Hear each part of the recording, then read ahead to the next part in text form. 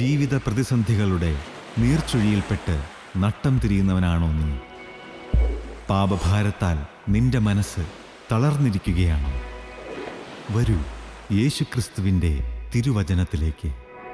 ക്രൂശിക്കപ്പെട്ട ക്രിസ്തുവിനെ മാത്രം പ്രസംഗിക്കുന്ന ക്രിസ്ത്യൻ റിവൈവൽ ഫെലോഷിപ്പിൻ്റെ രാജ്യാന്തര സുവിശേഷ മഹായോഗം ഡിസംബർ 27 മുതൽ 31 വരെ കോലഞ്ചേരി ഞാറ്റുംകാലായിൽ ഹിൽ ടോപ്പിൽ വച്ച് നടത്തപ്പെടുമ്പോൾ പ്രത്യാശ നൽകുന്ന ക്രിസ്തുവിൻ്റെ അദൃശ്യകരങ്ങൾ നിന്നെ സ്പർശിക്കട്ടെ. വീണുപോയാൽ നിങ്ങൾ എഴുന്നേൽപ്പിക്കുന്ന കരം.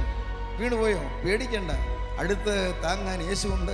ക്രിസ്ത്യൻ റിവൈവൽ ഫെലോഷിപ്പിലെ കർത്തൃ ശുശ്രൂഷകർ വിവിധ ശുശ്രൂഷകൾക്ക് നേതൃത്വം നൽകുന്നു. ഇപ്പോൾ ദൈവസന്നിധിയിൽ വിശ്രമിക്കുന്ന യശശരീരനായ പ്രൊഫസർ MY യോഹന്നാൻ സാർ ചെയ്ത അനശ്വരമായ വചന ശുശ്രൂഷകളും നിങ്ങൾക്ക് ശ്രവിക്കാം. സഭയുടെയും സമുദായത്തിൻ്റെയും അതിർവരമ്പുകൾക്കതീതമായി നിങ്ങളെ സ്നേഹിക്കുന്ന യേശുവിൻ്റെ വചനത്തിലേക്ക്, ഈ വചനവേദിയിലേക്ക് നിങ്ങളെ സ്നേഹത്തോടെ സ്വാഗതം ചെയ്യുന്നു.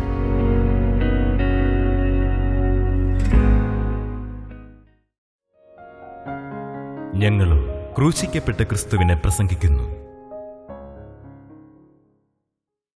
ദൈവ തിരുനാമത്തിന് മഹത്വം ഉണ്ടാകട്ടെ.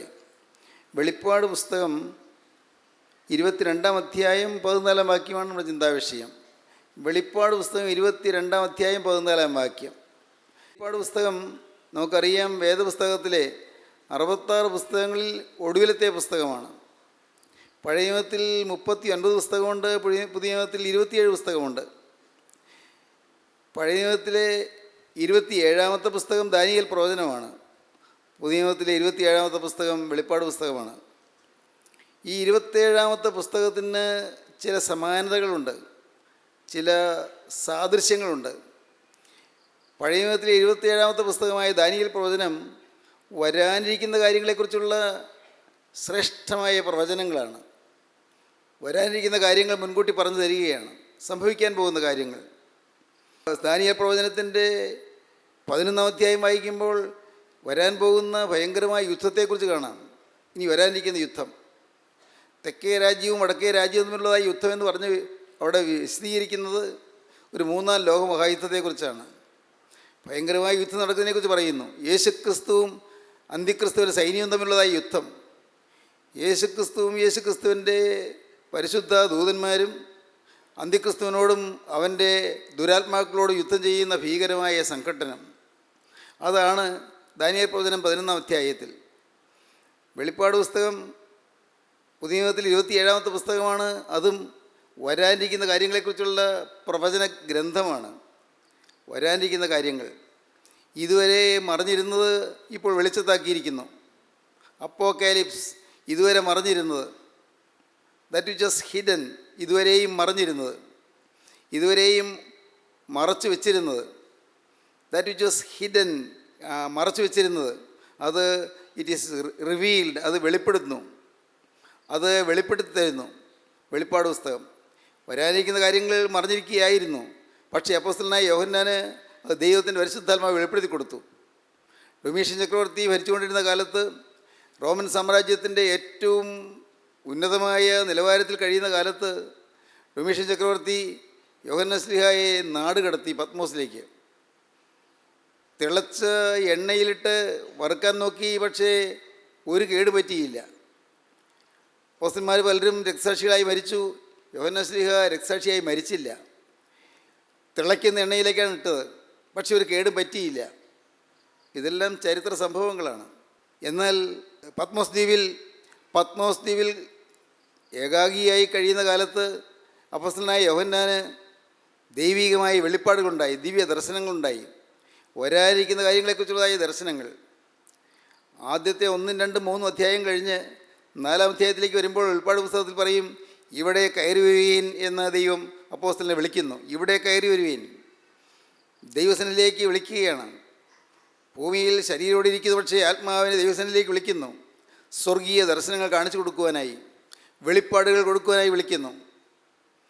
മേലാൽ സംഭവിക്കാനുള്ളത് ഞാൻ നിനക്ക് കാണിച്ചു തരാമെന്നാണ് പറയുന്നത്. മേലാൽ സംഭവിക്കാനുള്ളത് ഞാൻ നിനക്ക് കാണിച്ചു തരാം.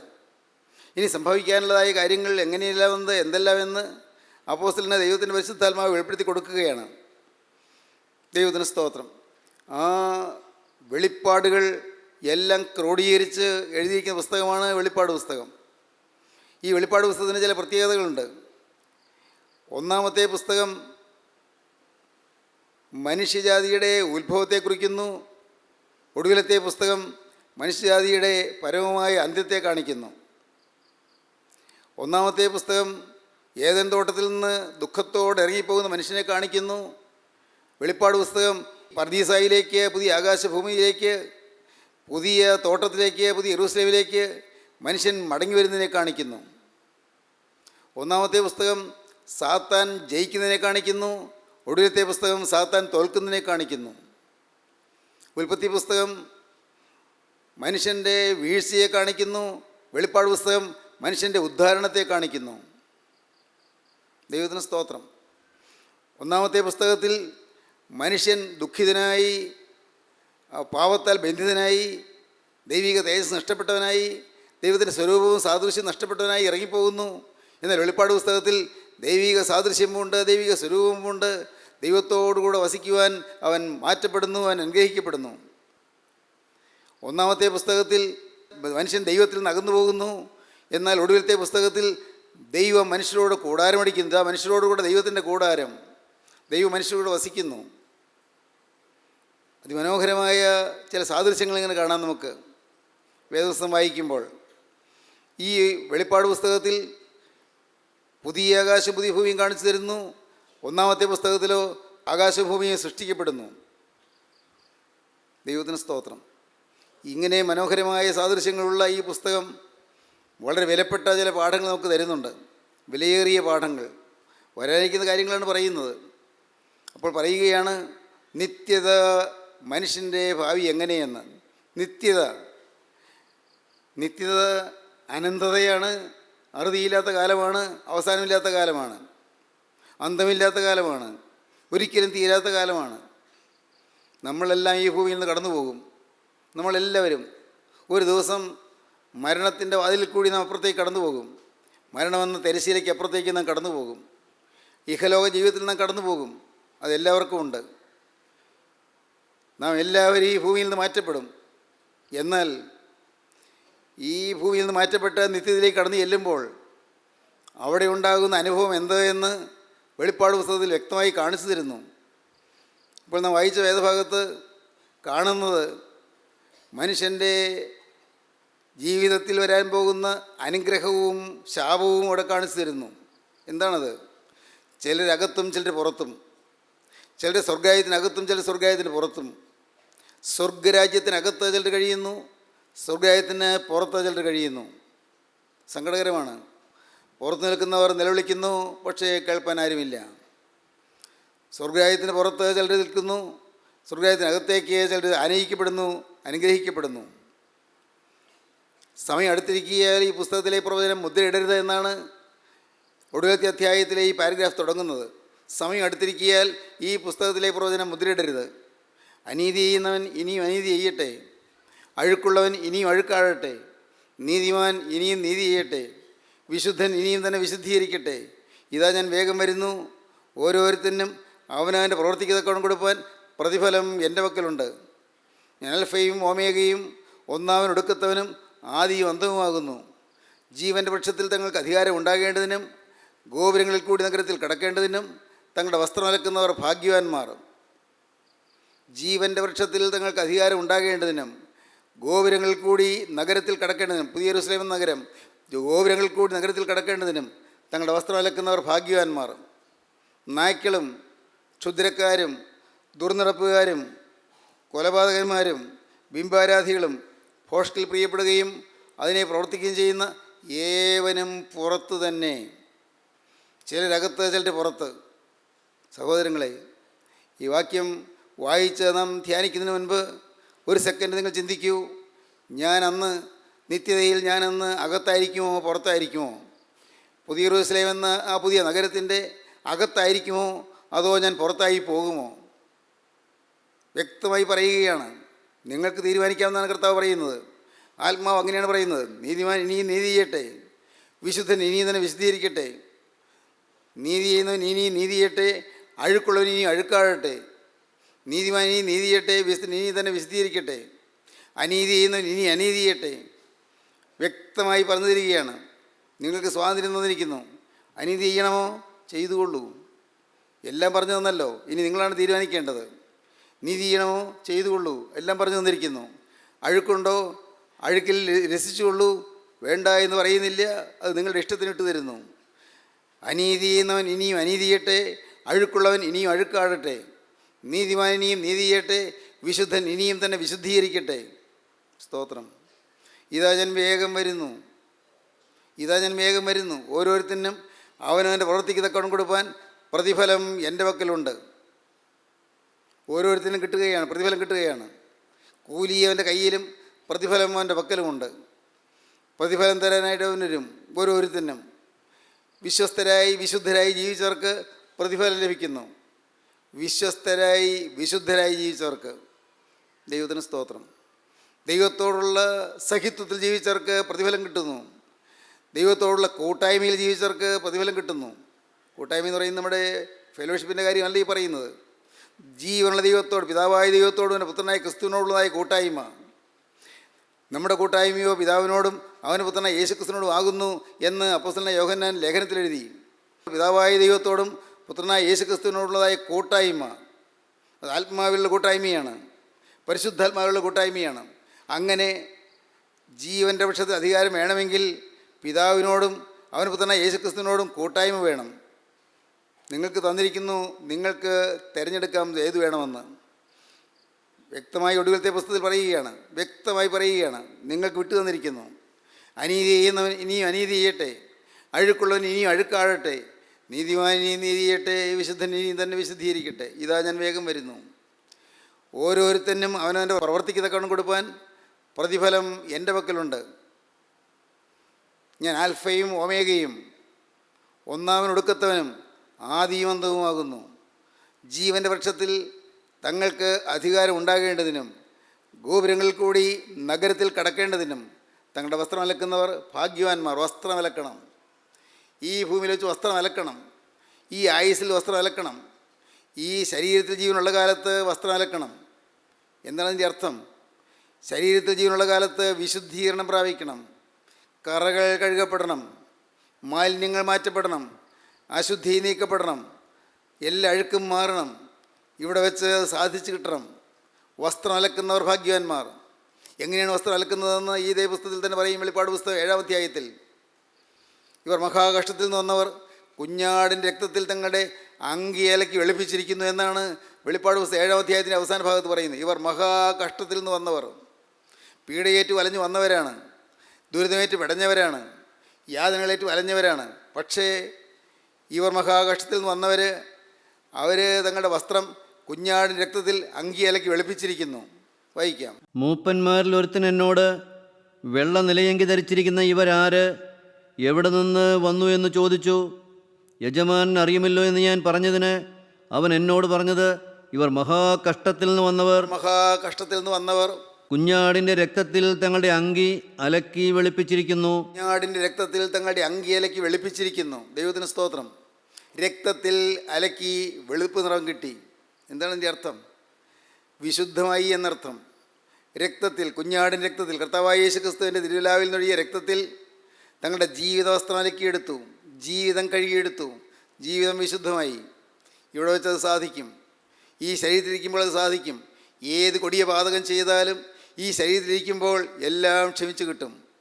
ഏത് മഹാപാതകം ചെയ്താലും, ഏത് മ്ലേച്ഛ പാപം ചെയ്താലും, ഏതെല്ലാം കുൽസിത പ്രവൃത്തികളിൽ കുടുങ്ങിപ്പോയാലും ഈ ശരീരത്തിലിരിക്കുമ്പോൾ അതിനെല്ലാം മോചനമുണ്ട്. ഇവിടെ വെച്ച് അനുദപിച്ചാൽ മോചനമുണ്ട്. ഇവിടെ വെച്ച് പ്രാർത്ഥിച്ചാൽ വിമോചനമുണ്ട്. ഇവിടെ ദൈവത്തിൽ ആശ്രയിച്ച് കർത്താവായ യേശുക്രിസ്തുവിൻ്റെ രക്തത്താൽ കഴുകൽ പ്രാപിക്കാൻ മനസ്സ് വെച്ചാൽ ഇവിടെ വെച്ച് കഴുകൽ കിട്ടും. മരണശേഷം അത് സാധ്യമല്ല. അതുകൊണ്ടാണ് ഈ ഭൂമിയിൽ ആയുസ് വിലപ്പെട്ടതെന്ന് പറയുന്നത്. നമ്മുടെ ആയുസ് വിലയേറിയതാണ്. ഈ ആയുസ്സിൽ വേണം നമുക്ക് സ്വർഗം വേണമോ നരകം വേണമോ എന്ന് തീരുമാനിക്കാൻ. മരണശേഷമുള്ള സ്വർഗം, മരണശേഷമുള്ള നരകം ഏതാണ് വേണ്ടത് എന്ന് തിരഞ്ഞെടുക്കുവാനുള്ള സമയം ഈ ഭൂമിയിൽ ആയുഷ്കാലമാണ്. നമുക്ക് ലഭിച്ചിരിക്കുന്ന ഒരു ചുരുങ്ങിയൊരു കാലം മാത്രം. നിത്യതയോട് താരതമ്യപ്പെടുത്തിയാൽ ഈ ആയുസ് എന്ന് പറയുന്നത് എത്രയോ നിസ്സാരമാണ്. 1000-ഓ 10,000-ഓ വർഷമല്ല, ലക്ഷങ്ങളല്ലോ കോടികളല്ല, കോടാനകോടി വർഷങ്ങൾ തീരില്ല. നിത്യത അനന്തമാണ്, അനന്തമായ നിത്യത, ഒരിക്കലും തീരാത്ത നിത്യത. അത് യാതനയാകണോ വേണ്ടത് അതോ സ്വർഗ സൗഭാഗ്യമാണോ വേണ്ടതെന്ന് ഓരോരുത്തരും അവരവരാണ് തീരുമാനിക്കേണ്ടത്. അതിൽ മറ്റാർക്കും അതിനകത്ത് യാതൊരു അഭിപ്രായം പറയുവാൻ അവകാശമില്ല. എൻ്റെ കാര്യത്തിൽ ഞാനാണ് തീരുമാനിക്കേണ്ടത്. നിങ്ങളുടെ ഓരോരുത്തരുടെയും കാര്യത്തിൽ നിങ്ങളാണ് തീരുമാനിക്കേണ്ടത്. നിങ്ങളുടെ ഭാര്യ തീരുമാനമെടുത്താൽ പോരാ, നിങ്ങളുടെ മക്കൾ തീരുമാനമെടുത്താൽ പോരാ, നിങ്ങളുടെ ഭർത്താവ് തീരുമാനമെടുത്താൽ പോരാ, മാതാപിതാക്കൾ തീരുമാനമെടുത്താൽ പോരാ. അവനവനാണ് തീരുമാനിക്കേണ്ടത്, ഞാൻ സ്വർഗത്തിൽ പോകണമോ അതോ ഞാൻ നരകത്തിൽ പോകണമോ എന്ന്. പ്രിയപ്പെട്ടവരെ, നിങ്ങൾ വിശ്വസിക്കൂ, സ്വർഗമുണ്ട്, നരകമുണ്ട്, ക്രിസ്തുവുണ്ട്, എതിർ ക്രിസ്തുവുണ്ട്. നിങ്ങൾ വിശ്വസിക്കൂ. ദൈവത്തിന് സ്തോത്രം. സ്വർഗ സൗഭാഗ്യമുണ്ട്, നരകഭീകര യാതനയുണ്ട്. വിശ്വസിക്കൂ, സത്യമാണിത്. ഒരു ദിവസം നാം നേരിൽ കാണുമല്ലോ, എല്ലാം നേരിൽ കാണും. ഇപ്പോൾ കണ്ണാടിയിൽ കടമൊഴിയായി കാണുന്നു, അപ്പോൾ മുഖാമുഖമായി കാണും. എല്ലാം നേരിൽ കാണുന്നൊരു സമയം വരും. അന്ന് പക്ഷേ തിരിയാൻ സമയമില്ല, അന്ന് മാനസാന്തരപ്പെടാൻ അവസരമില്ല, അന്ന് മനം തിരിയാൻ സാധ്യതയില്ല. ദൈവത്തിന് സ്തോത്രം. അതുകൊണ്ട് ഇന്ന് ഈ ഭൂമിയിൽ ജീവിച്ചിരിക്കുമ്പോൾ ജീവിതം അലക്കിയെടുക്കണം, ജീവിതം കഴുകിയെടുക്കണം. ഓരോന്നോരോന്ന് ചിന്തിച്ചാൽ അന്തം കാണുമോ? അങ്ങ് പഴയ കാലം മുതൽ ഓർമ്മ വെച്ച കാലം മുതലുള്ള ജീവിതം തിരിഞ്ഞു നോക്കിയാൽ എന്തെല്ലാം തെറ്റുകളാണ് നിങ്ങൾക്ക് സംഭവിച്ചത്? ആർക്കുണ്ട് അഭിമാനിക്കാൻ? ആർക്കുണ്ട് ഞാൻ പൂർണ്ണനായി എന്ന് പറയാൻ? ആർക്കും സാധ്യമല്ല. തെറ്റുകളുടെ കൂമ്പാരമല്ലേ നമ്മുടെ ജീവിതത്തിൽ വന്നുപോയത്. എത്രയെത്ര പാപങ്ങൾ! നമ്മുടെ ചിന്താമണ്ഡലം മുഴുവൻ പാപമായിരുന്നില്ലേ? തീരെ കൊച്ചുകുട്ടിയായിരുന്ന കാലം മുതലേ അശുദ്ധമായ ചിന്തകൾ ഹൃദയത്തിൽ കടന്നു വരുന്നു, തലച്ചോറിൽ കടന്നു വരുന്നു. ബുദ്ധി പാപത്തിന് വിട്ടുകൊടുക്കുന്നു. ചിന്താമണ്ഡലം പാവമായിത്തീരുന്നു, വികാരമണ്ഡലം പാവമായിത്തീരുന്നു. വികാരങ്ങളും വിചാരങ്ങളും പാവം. തല മുഴുവൻ ദീനവും ഹൃദയം മുഴുവൻ രോഗവും പിടിച്ചിരിക്കുന്നു എന്ന് പ്രവാചകനായ യെശയ്യാ പറഞ്ഞത് അർത്ഥവത്താണ്. അത് പറഞ്ഞതിൻ്റെ അർത്ഥം തല മുഴുവൻ ദീനവും ഹൃദയം മുഴുവൻ രോഗവും പിടിച്ചിരിക്കുന്നു. എന്താണത്? തലയിലെ ചിന്തകൾ, വിചാരങ്ങളെല്ലാം പാവം, ഹൃദയത്തിലെ ആഗ്രഹങ്ങൾ, മോഹങ്ങൾ, അതെല്ലാം പാവം. തല മുഴുവൻ ദീനവും ഹൃദയം മുഴുവൻ രോഗവും പിടിച്ചിരിക്കുന്നു. അടി തൊട്ട് മുടി വരെ ഒരു സുഖവുമില്ല. മുറിവും ചതവും പഴുത്ത വ്രണവും മാത്രമേ ഉള്ളൂ. അവയെ ഞെക്കി കഴുകിയിട്ടില്ല, വെച്ച് കെട്ടിയിട്ടില്ല, എണ്ണ പുരട്ടി ശമിപ്പിച്ചിട്ട് പോലുമില്ല. ആകാശമേ കേൾക്ക, ഭൂമിയെ ചെവി തരിക. യഹോവ അരുളി ചെയ്യുന്നു, ഞാൻ മക്കളെ പോറ്റി വളർത്തി, അവരോ എന്നോട് മത്സരിച്ചിരിക്കുന്നു. കാള തൻ്റെ ഉടയവനെയും കഴുത തൻ്റെ യജമാൻ്റെ പുൽത്തൊട്ടിയെ അറിയുന്നു, എൻ്റെ ജനമോ അറിയുന്നില്ല, ഇസ്രായേലോ ഗ്രഹിക്കുന്നതുമില്ല. അയ്യോ പാപമുള്ള ജാതി, അകൃത്യഭാരം ചുമക്കുന്ന ജനം, ദുഷ്പ്രവൃത്തിക്കാരുടെ സന്തതി, വഷളായി നടക്കുന്ന മക്കൾ. അവർ യഹോവയെ ഉപേക്ഷിച്ചു, ഇസ്രായേലിൻ്റെ പരിശുദ്ധനെ നിരസിച്ചു, പിറകോട്ട് മാറിക്കളഞ്ഞിരിക്കുന്നു. ഇനി നിങ്ങൾ അടിച്ചിട്ടെന്ത്? നിങ്ങൾ അധികം പിന്മാറുകയുള്ളൂ. തല മുഴുവനും ദീനവും ഹൃദയം മുഴുവൻ രോഗവും പിടിച്ചിരിക്കുന്നു. അടി തൊട്ട് മുടി വരെ ഒരു സുഖവുമില്ല. മുറിവും ചതവും പഴുത്ത വ്രണവും മാത്രമേ ഉള്ളൂ. അവയെ ഞെക്കി കഴുകിയിട്ടില്ല, വെച്ച് കെട്ടിയിട്ടില്ല, എണ്ണ പുരട്ടി ശോഭിച്ചിട്ട് പോലുമില്ല. ദൈവത്തിന് സ്തോത്രം. പ്രിയപ്പെട്ടവരെ, ഇന്ന് എണ്ണ പുരട്ടാം, ഇന്ന് ഗലിയാദിലെ സൗന്ദര്യമെടുത്ത് പുരട്ടാം, ഇന്ന് ഗോകുൽത്തായിലെ തിരക്തത്താൽ കടൽ പ്രാപിക്കാം. ഇന്ന് ഏത് പാപിക്കാൻ രക്ഷയുണ്ട്? എത്ര ഹീനജീവിതം നയിച്ചവൻ രക്ഷയുണ്ട്? ഇന്ന് ജീവിതം കഴുകിയെടുക്കാം. അതുകൊണ്ട് തങ്ങളുടെ വസ്ത്രം അലക്കുന്നവർ ഭാഗ്യവാന്മാരെന്ന് ഒടുവിലത്തെ പുസ്തകത്തിൽ പറഞ്ഞിരിക്കുന്നു. ജീവൻ്റെ വൃക്ഷത്തിൽ തങ്ങൾക്ക് അധികാരം ഉണ്ടാകേണ്ടതിനും ഗോപുരങ്ങൾ കൂടി നഗരത്തിൽ കടക്കേണ്ടതിനും തങ്ങളുടെ വസ്ത്രം അലക്കുന്നവർ ഭാഗ്യവാന്മാർ. ദൈവത്തിന് സ്തോത്രം. സഹോദരങ്ങളെ, നിങ്ങൾ ചിന്തിക്കണം, എൻ്റെ ജീവിതവസ്ത്രം ഇനിയും അലക്കേണ്ടതില്ലേ? എനിക്ക് ചില കഴുകൽ കിട്ടേണ്ട കാര്യങ്ങളില്ലേ? എൻ്റെ സ്വാർത്ഥത പോയോ? എൻ്റെ അഹങ്കാരം പോയോ? എൻ്റെ തന്നിഷ്ടം പോയോ? മാതാപിതാക്കളോടുള്ള അനുസരണക്കേട് പോയോ? ഭർത്താവിന് വിനയപ്പെടാതെ ധിക്കാരമായി പറഞ്ഞതും പെരുമാറിയതും പോയോ? ഭാര്യയെ സ്നേഹിക്കാതെ കരുതലില്ലാതെ ആ സാധു സ്ത്രീയെ വേദനിപ്പിച്ചത് പോയോ? മക്കളെ കരുതാതെ അവരെക്കുറിച്ച് അല്പം പോലും വേദനയില്ലാതെ അവർ നാനാവിധം നഷ്ടപ്പെട്ടു പോകുന്നത് കണ്ടിട്ട് കരയാൻ സാധിക്കാതെ പോയോ? നിങ്ങളുടെ ജീവിതത്തിൽ അവർക്ക് വേണ്ടി നിങ്ങൾ കരയാതിരുന്നുവോ? ദൈവത്തിന് സ്തോത്രം. അവരുപദേശിക്കേണ്ട സമയത്ത് ഉപദേശിക്കാതിരുന്നുവോ? ഈ ലോകത്ത് നിങ്ങളവർക്ക് വിദ്യാഭ്യാസം കൊടുത്തു, അവർക്ക് ജോലി ഉണ്ടാക്കി കൊടുത്തു, അവർക്ക് നല്ല സ്ഥാനമാനങ്ങൾ കൊടുത്തു, അവർക്ക് വീട് വെച്ച് കൊടുത്തു. ഈ ലോകത്ത് മക്കൾക്ക് വേണ്ടി പലതും നാം കരുതി, നല്ലത്. പക്ഷേ അവരുടെ ആത്മാവിൻ്റെ കാര്യമോ മരണശേഷമുള്ള കാര്യമോ? അവിടെ സ്വർഗീയ കൊട്ടാരം അവർക്ക് വേണ്ടി കരുതാൻ നിങ്ങൾക്ക് സാധിച്ചുവോ? സ്വർഗീയ കൊട്ടാരം, ദ ഹെവൻലി പാലസ്, അത് കൊടുക്കാൻ സാധിച്ചുവോ? നിങ്ങൾ ചിന്തിച്ചിട്ടുണ്ടോ? എൻ്റെ മോൻ ഇന്ന് മരിച്ചാൽ അവൻ ദൈവരാജ്യത്തിൽ പോകുമോ? എൻ്റെ മോൾ ഇന്ന് കടന്നുപോയാൽ ദൈവരാജ്യത്തിൽ പോകുമോ? എൻ്റെ മക്കൾ ഇന്ന് കടന്നുപോയാൽ ദൈവരാജ്യത്തിൽ പോകുമോ? ചിന്തിച്ചിട്ടുണ്ടോ? എന്നാൽ അവരെക്കുറിച്ച് നിങ്ങൾക്ക് ആവലാതിയുണ്ട്. അവർക്ക് അഡ്മിഷൻ കിട്ടിയില്ലെങ്കിൽ നിങ്ങൾക്ക് വേവലാതിയുണ്ട്. അവർക്ക് ടെസ്റ്റ് പാസ്സാകാൻ പറ്റിയില്ലെങ്കിൽ നിങ്ങൾക്ക് ദുഃഖമുണ്ട്. അവർക്ക് ജോലി കിട്ടിയില്ലെങ്കിൽ നിങ്ങൾക്ക് വേദനയുണ്ട്. അവരുടെ വിവാഹം നടന്നില്ലെങ്കിൽ നിങ്ങൾക്ക് പ്രയാസമുണ്ട്. എന്നാൽ നിങ്ങൾക്ക് പ്രയാസമുണ്ടോ? മക്കൾ നശിക്കുന്നതിൽ പ്രയാസമുണ്ടോ? അനേകരിന്നും വേദനിച്ച് പൊളയുന്നുണ്ട് മക്കളെക്കുറിച്ച്. പക്ഷേ അവർ ചെയ്യേണ്ടത് ചെയ്യുന്നില്ല. അപ്പനും പാവത്തിൽ കിടക്കുന്നു, മോനും പാവത്തിൽ കിടക്കുന്നു, ഭർത്താവും പാവത്തിൽ കിടക്കുന്നു, ഭാര്യയും പാവത്തിൽ കിടക്കുന്നു. ആർക്കും അതിൽ നിന്ന് കയറണമെന്ന് വിചാരമില്ല. പിന്നെ മക്കൾ എങ്ങനെ ശരിയാകും? എന്നാൽ മക്കൾക്ക് നല്ല വിദ്യാഭ്യാസമുണ്ട്, അവർക്ക് നല്ല ഉദ്യോഗമുണ്ട്, അതിൽ സംതൃപ്തരായി അഭിമാനം കൊണ്ട് കഴിയുന്നവരുണ്ട്. എന്തഭിമാനിക്കാൻ? കർത്താവായ യേശു ക്രിസ്തു ഇല്ലെങ്കിൽ അഭിമാനിക്കാൻ ഒന്നുമില്ല. യേശു ക്രിസ്തു ഹൃദയത്തിലില്ലെങ്കിൽ സന്തോഷിക്കാനൊന്നുമില്ല. ദൈവത്തിന് സ്തോത്രം. ജീവിതവസ്ത്രം നാം കഴുകിക്കൊള്ളണം. വസ്ത്രം വിലക്കുന്നവർ ഭാഗ്യവാന്മാർ. എന്നാൽ അടുത്ത വാക്യത്തിലേക്ക് വരുമ്പോഴാണ് കാര്യം ഗൗരവം. എന്താണ്? ചിലരെല്ലാം പുറത്ത് നിൽക്കും. നായ്ക്കൾ പുറത്ത്. നായ്ക്കളും ക്ഷുദ്രക്കാരും ദുർനടപ്പുകാരും ബിംബാരാധികളും കൊലപാതകന്മാരും ഭോഷ്കിൽ പ്രിയപ്പെടുകയും അതിനെ പ്രവർത്തിക്കുകയും ചെയ്യുന്ന ഏവനും പുറത്ത് തന്നെ. ദൈവത്തിന് സ്തോത്രം. ആരൊക്കെ? നായ്ക്കളും ക്ഷുദ്രക്കാരും ദുർനടപ്പുകാരും കൊലപാതകന്മാരും ബിംബാരാധികളും ഭോഷ്കിൽ പ്രിയപ്പെടുകയും അതിനെ പ്രവർത്തിക്കുകയും ചെയ്യുന്ന ഏവനും പുറത്ത് തന്നെ. ദൈവത്തിന് സ്തോത്രം. 14, 15 വാക്യങ്ങൾ ഒന്ന് വായിച്ച് കേൾക്കാം. ജീവൻ്റെ വൃക്ഷത്തിൽ തങ്ങൾക്ക് അധികാരമുണ്ടാകേണ്ടതിനും ഗോപുരങ്ങളിൽ കൂടി നഗരത്തിൽ കടക്കേണ്ടതിനും തങ്ങളുടെ വസ്ത്രമലക്കുന്നവർ ഭാഗ്യവാന്മാർ. നായ്ക്കളും ക്ഷുദ്രക്കാരും ദുർനടപ്പുകാരും കൊലപാതകന്മാരും ബിംബാരാധികളും ഭോഷ്കിൽ പ്രിയപ്പെടുകയും അതിനെ പ്രവർത്തിക്കുകയും ചെയ്യുന്ന ഏവനും പുറത്തു തന്നെ. ദൈവത്തിന് സ്തോത്രം. തിന്മ ചെയ്യുന്നതിനേവനും പുറത്ത് തന്നെ. സങ്കടകരമാണ്. പുറത്ത് നിൽക്കേണ്ടി വരും. അകത്തേക്ക് പ്രവേശനം കിട്ടുകയില്ല. പ്രിയപ്പെട്ടവരെ, പാവമുള്ളവരാരും അകത്തേക്ക് പ്രവേശനം കിട്ടുകയില്ല. എടുത്തു പറയുന്നു, നായ്ക്കൾ, അവർക്ക് പ്രവേശനം കിട്ടുകയില്ല എന്ന് പറഞ്ഞാൽ എന്താണ്? പുറമേ കാണുന്ന നായ്ക്കളല്ല. പുറമേ കാണുന്ന നായ്ക്കൾ മൃഗങ്ങളല്ലേ? അവയ്ക്ക് ആത്മാവില്ലല്ലോ.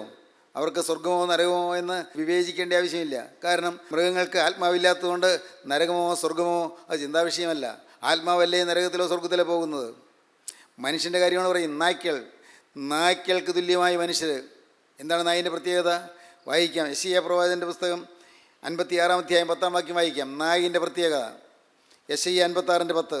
അവൻ്റെ കാവൽക്കാർ കുരുടന്മാർ, അവരെല്ലാവരും പരിജ്ഞാനമില്ലാത്തവർ, അവരെല്ലാവരും കുരപ്പാൻ വഹിയാത്ത ഊമ നായ്ക്കൾ തന്നെ. നായ്ക്കൾ കുരയ്ക്കുന്നില്ലെങ്കിൽ എന്ത് പ്രയോജനം? കുരയ്ക്കാൻ വയ്യാത്ത ഊമ നായ്ക്കളോ? നായ്ക്കൾ ഊമകളാണ്. മിണ്ടാൻ പറ്റുന്നില്ല, മിണ്ടില്ല.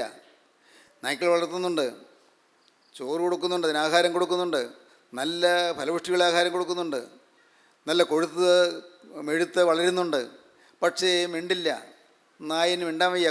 ഊമ നായ്ക്കളാണ്. കുരപ്പാൻ സാധിക്കുകയില്ല. കുരപ്പാൻ വയ്യാത്ത ഊമ നായ്ക്കൾ. ഇന്ന് നമ്മിൽ പലരും യജമാനൻ്റെ സ്വത്ത് കാവൽ ചെയ്യുവാൻ മടിച്ചു നിൽക്കുന്നു. യജമാനൻ്റെ സ്വത്ത് കാവൽ ചെയ്യേണ്ടവരാണ് എന്ന് പറഞ്ഞാൽ എന്താണ്? യജമാനൻ്റെ സ്വത്ത് നമ്മുടെ ഓരോരുത്തരുടെയും ആത്മാവാണ്. ഈ ആത്മാവിനെ കാവൽ ചെയ്യുന്നില്ല. നമ്മുടെ ആത്മാവിൻ്റെ കാര്യം ആരും ചിന്തിക്കുന്നില്ല. ആത്മാവിൻ്റെ കാര്യം ആരും ഗൗനിക്കുന്നില്ല. ഇന്ന് ഞാൻ മരിച്ചാൽ ദൈവരാജ്യത്തിൽ പോകുമോ? ആരും ചിന്തിക്കാറില്ല. ചിന്തിക്കണം പ്രിയരെ, ചിന്തിക്കണം. മരിക്കുമല്ലോ. ഇന്ന് എൻ്റെ പ്രാണൻ പോയാൽ എൻ്റെ ആത്മാവ് ദൈവരാജ്യത്തിൽ പോകുമോ? ചിന്തിക്കണം. ദൈവത്തിന് സ്തോത്രം. ആത്മാവിൻ്റെ കാര്യം ചിന്തിക്കണം. ആത്മാവിനെക്കുറിച്ച് കരുതൽ വേണം. ആത്മാവിനെ കരുതാതെ നാം ഇങ്ങനെ നിശ്ചിന്തരായി പോയാൽ നാശത്തിലേക്കാണ് നാം പോകുന്നത്. ആത്മാവിനെക്കുറിച്ച് കരുതൽ വേണം. നമ്മുടെ ആത്മാവിനെക്കുറിച്ച് ദൈവത്തിന് കരുതലുണ്ട്. അതുകൊണ്ടാണ് നമ്മുടെ ആത്മാവിനെ രക്ഷിക്കാൻ കർത്താവായ യേശു ക്രിസ്തു ഭൂമിയിലേക്ക് വന്നത്. നമ്മുടെ ഓരോരുത്തരുടെയും ആത്മാവിനെ രക്ഷിക്കാൻ യേശു ക്രിസ്തു ഈ ഭൂമിയിലേക്ക് തിരുവതാരം ചെയ്തു. യേശു ക്രിസ്തു ഈ ഭൂമിയിലേക്ക് എഴുന്നള്ളി വന്നു. യേശു ക്രിസ്തു 33.5 കൊല്ലം ജീവിച്ചു. ഒടുവിലത്തെ 3.5 വർഷം യേശു ക്രിസ്തു പരിശുശ്രൂഷ ചെയ്തു. പരിശുശ്രൂഷ ചെയ്തതായ കാലങ്ങളിൽ യേശു ക്രിസ്തു 200 നാഴിക ചുറ്റളവിനുള്ളിൽ യേശു ക്രിസ്തു സഞ്ചരിച്ചു. യേശു ക്രിസ്തു രോഗികളെ സൗഖ്യമാക്കി. യേശു ക്രിസ്തു പാപികൾക്ക് പാപമോചനം കൊടുത്തു. യേശു ക്രിസ്തു മനുഷ്യരുടെ കല്ലിച്ച ഹൃദയങ്ങളെ തകർന്ന ഹൃദയങ്ങളാക്കി മാറ്റി. യേശു ക്രിസ്തു മനുഷ്യരോട് ജീവിച്ചു. അവരെ പോലെ ജീവിച്ചു, അവരെ പോലെ ഭക്ഷിച്ചു, അവരെ പോലെ പാനം ചെയ്തു, അവരെ പോലെ ഉറങ്ങി. എന്നാലോ മനുഷ്യരെപ്പോലെ പാപം ചെയ്തില്ല. യേശു ക്രിസ്തു പാപമില്ലാത്തവനായിരുന്നു. സഹോദരങ്ങളെ, പാവമില്ലാത്തനായ യേശു ക്രിസ്തു എന്തിനാണ് ക്രൂശിക്കപ്പെട്ടത്? ഒരു പാവം ചെയ്യാത്തനായ യേശു ക്രിസ്തുവിന് എന്താണ് ക്രൂശ് മരണം വന്നത്? യേശു ക്രിസ്തു നമ്മുടെ പാപം മുഴുവൻ വഹിച്ചു. അതുകൊണ്ട് പാപി ശിക്ഷ അനുഭവിച്ചേ പറ്റൂ. പാപി ശിക്ഷ അനുഭവിക്കണം. പാപത്തിന് ശമ്പളം മരണമാണ്. പാപത്തിന് ശമ്പളമായ മരണം യേശു ക്രിസ്തു ഏറ്റെടുത്തു. എന്തുകൊണ്ട്? മനുഷ്യൻ്റെ പാപം മുഴുവൻ യേശുവിൻ്റെ തലമേലായി. എൻ്റെ സ്വഭാവ ദൂഷ്യം, എൻ്റെ ജീവിതത്തിലുള്ളതായ മാലിന്യങ്ങൾ, എൻ്റെ ഹൃദയത്തിലുള്ളതായ ചീത്ത വികാരങ്ങൾ, എൻ്റെ മനസ്സിലുള്ളതായ ചീത്ത ചിന്തകൾ, എൻ്റെ ഹൃദയത്തിലുള്ളതായ തിന്മകൾ, ഇതെല്ലാം യേശു ഏറ്റെടുത്തു. മനുഷ്യജാതിയുടെ മുഴുവൻ്റെയും പാപം യേശു ഏറ്റെടുത്തു. അപ്പോൾ പാപത്തിൻ്റെ ശിക്ഷ മരണമാണ്. അതുകൊണ്ട് പാപത്തിൻ്റെ ശമ്പളമായ മരണം യേശു ഏറ്റെടുക്കേണ്ടി വന്നു. ദൈവത്തിന് സ്തോത്രം. അങ്ങനെ നമ്മുടെ ശിക്ഷ ഒഴിവാക്കി തന്നു. നമുക്ക് പാപമോചനം തന്നു. ദൈവത്തിന് സ്തോത്രം. നമ്മുടെ ശിക്ഷ ഒഴിവാക്കി നമുക്ക് പാപമോചനം തന്ന് നമ്മെ സ്വർഗത്തിൻ്റെ അവകാശികളാക്കി തീർത്തു. അനേകരിത് അറിയുന്നില്ല. ഈ മഹാസൗഭാഗ്യത്തിൻ്റെ കാര്യം അനേകർ അറിയുന്നില്ല. എൻ്റെ കർത്താവേ, നീ എൻ്റെ പാപം വഹിച്ചല്ലോ എന്ന് അറിയുന്നില്ല. ഞാൻ പറഞ്ഞല്ലോ, ഓർമ്മ വെച്ച കാലമുള്ള ജീവിതത്തിലേക്ക് തിരിഞ്ഞു നോക്കിയാൽ എണ്ണിയാൽ തീരാത്ത പാപങ്ങളല്ലേ ഉള്ളത്. എണ്ണിയാൽ തീരുമോ? എന്തെല്ലാം പാപങ്ങളാണ്. നമ്മുടെ പെരുമാറ്റങ്ങളിൽ പാപം, സംസാരങ്ങളിൽ പാപം, നമ്മുടെ പ്രവൃത്തികളിൽ പാപം, നമ്മുടെ മനോഭാവങ്ങളിൽ പാപം, എന്തെല്ലാം പാപങ്ങൾ. സ്വഭാവം മുഴുവൻ ഹീനമല്ലായിരുന്നോ? കോപവും വാശിയുമല്ലായിരുന്നു നമ്മുടെ സ്വഭാവത്തിലുള്ളത്. വഴക്കും പിണക്കുമല്ലായിരുന്നു നമ്മുടെ സ്വഭാവത്തിലുള്ളത്. നല്ല വാശിയോടുകൂടി നല്ല തർക്കിക്കാനും തർക്കത്തിന് പറയാനും കഴിയുമായിരുന്നല്ലോ. ഇല്ലേന്ന് ചിന്തിച്ച് നോക്കൂ. അധ്യാപകരെ മാനിച്ചിട്ടുണ്ടോ? മാതാപിതാക്കളെ ആദരിച്ചിട്ടുണ്ടോ? നമ്മുടെ ജീവിതം എങ്ങനെയായിരുന്നു? നമ്മുടെ ജീവിതത്തിൽ നമ്മുടെ സ്നേഹം പൈശാചികമായ സ്നേഹമല്ലായിരുന്നുവോ? പൈശാചികമായ സ്നേഹം, ഇങ്ങോട്ട് ഉപകാരം ചെയ്യുമ്പോൾ അങ്ങോട്ട് ഉപദ്രവം ചെയ്യുന്ന സ്നേഹം, പൈശാചികമായ സ്നേഹം. മാനുഷികമായ സ്നേഹമുണ്ട്. ഇങ്ങോട്ട് ഉപകാരം ചെയ്താൽ അങ്ങോട്ട് ഉപകാരം ചെയ്യും, മാനുഷികമായ സ്നേഹം. എന്നാൽ യേശു ക്രിസ്തു കാണിച്ചു തന്നു, ഇങ്ങോട്ട് ഉപദ്രവം ചെയ്യുമ്പോൾ അങ്ങോട്ട് സ്നേഹിക്കുന്ന, ഉപകാരം ചെയ്യുന്ന സ്നേഹം. അതാണ് ദൈവികമായ സ്നേഹം. ദൈവത്തിന് സ്തോത്രം. ദൈവികമായ സ്നേഹം നമുക്ക് കാണിച്ചു തന്ന് കർത്താവ് തൻ്റെ ജീവിതം മാതൃകയാക്കി തന്നു. ഇന്ന് ഇത് കേട്ടുകൊണ്ടിരിക്കുമ്പോൾ നിങ്ങൾക്ക് തീരുമാനിക്കാം, കർത്താവേ, ഞാനിതാ എന്നെ നിനക്ക് തരുന്നു. ഒരു നായയെപ്പോലെ ഞാൻ ഊമനായിരിക്കുകയില്ല. ഊമനായയെപ്പോലെ ഞാൻ മലിനമായിരിക്കുകയില്ല. ഞാൻ മൂകനായിരിക്കുകയില്ല. യേശു ക്രിസ്തുവിന് വേണ്ടി ഞാൻ സംസാരിക്കും. യേശു ക്രിസ്തുവിന് വേണ്ടി ഞാൻ പ്രവർത്തിക്കും. നിങ്ങൾക്ക് തീരുമാനിക്കാം, കർത്താവേ, എൻ്റെ പാപക്കറകൾ കഴുകി തരണമേ, എന്നെ നീ വീണ്ടെടുക്കണമേ, എന്നെ നീ രക്ഷിക്കണമേ, എൻ്റെ പാപങ്ങൾ എൻ്റെ മേൽ കണക്കിടരുതേ. ഇപ്പോൾ നാഥ, നിന്റെ തൃക്കരൻ്റെ മേൽ വെച്ച് എന്നെ അനുഗ്രഹിക്കണമേ, എൻ്റെ പാപങ്ങളൊക്കെയും കഴുകി എന്നെ വിശുദ്ധീകരിക്കണമേ. പ്രാർത്ഥിക്കൂ, നിങ്ങൾ സമർപ്പിക്കൂ. നമുക്ക് ഒരുമിച്ച് പ്രാർത്ഥിക്കാം. കർത്താവേ, കരുണയുള്ള കർത്താവേ, ഈ സമയത്തിനായി ഞങ്ങൾ നിന്നെ സ്തുതിക്കുന്നു. നിൻ്റെ ഈ മക്കളെ ആത്മാവിൽ കഴുകപ്പെട്ടവരായി എഴുന്നേൽപ്പിക്കാൻ മനസ്സറിയണമേ എന്ന് പ്രാർത്ഥിക്കുന്നു. പാവബോധം നൽകണമേ, പാവത്തെക്കുറിച്ചുള്ളതായി കുറ്റബോധം നൽകണമേ, പാവത്തെക്കുറിച്ചുള്ളതായി അനുതാപം നൽകണമേ. എല്ലാവരെയും എൻ്റെ നാഥ, നിൻ്റെ തിരുരക്തത്താൽ അവിടുന്ന് വീണ്ടെടുക്കുകയും കൃപയുടെ വഴിയിൽ കൂടി നയിക്കുകയും ചെയ്യണമേ. അവിടുത്തെ രണ്ടാമത്തെ വേണ്ടി ഒരുക്കണമേ. യേശുവിൻ നാമത്തിൽ തന്നെ. ആമീൻ.